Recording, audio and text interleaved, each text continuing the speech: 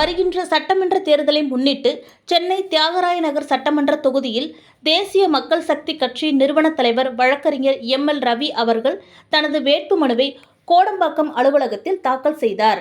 இதுகுறித்து செய்தியாளரிடம் பேசிய அவர் தெரிவித்திருப்பதாவது: தி.நகர் தொகுதி மற்றும் பல்லாவரம் தொகுதியில் 2026 சட்டமன்ற தேர்தலில் போட்டியிடுகிறேன். தேசிய மக்கள் சக்தி கட்சியின் சார்பில் இன்று 20 தொகுதியில் வேட்பாளர்கள் மனு தாக்கல் செய்துள்ளனர்.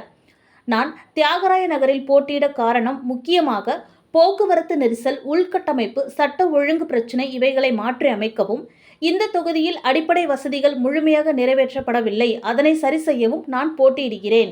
2021 சட்டமன்ற தேர்தலில் இந்த தொகுதியில் நான் போட்டியிட்டு உள்ளேன். இருந்தாலும் மீண்டும் 2026 சட்டமன்ற தேர்தலில் போட்டியிட்டு வெற்றி பெறுவேன் என்ற நம்பிக்கையுடன் தான் மனு தாக்கல் செய்துள்ளதாக கூறினார்.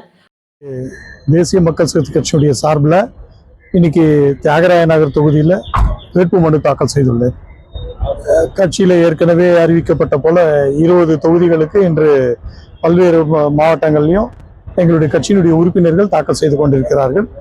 இங்கே நான் வேட்பாளராக தியாகராய நகர் தொகுதியிலே களமிறக்க உத்தரவின் பேரில் தேசிய மக்கள் சக்தியினுடைய தேர்தல் குழுவினுடைய உத்தரவின் பேரில் நான் இன்னைக்கு தாக்கல் செய்துள்ளேன். ஸோ இங்கே பல்வேறு இருக்கக்கூடிய பிரச்சனைகளுக்கும் மக்களுடைய பாதக சாதகங்களையும் அறிந்துதான் இங்கே தேர்தலை சந்தித்துக் கொண்டிருக்கின்றோம். இது ஒரு முக்கியமான தொகுதி. இங்கே வாழக்கூடிய மக்கள் என்னவெல்லாம் பாதிக்கப்பட்டிருக்கிறார்கள் என்பதும் தெரியும். டிராஃபிக்கே போதும், பெருசாக சொல்ல போனாக்கா அது சரிவர பராமரிக்கப்படவில்லை. சட்டம் ஒழுங்கு மிகவும் மோசமான சூழலிலே உள்ளது. அதை பாதுகாத்து அதை நிர்வாகத்தை சரி செய்ய வேண்டிய கடமை நமக்கு இருக்கிறது. அதையும் செய்ய உள்ளோம்.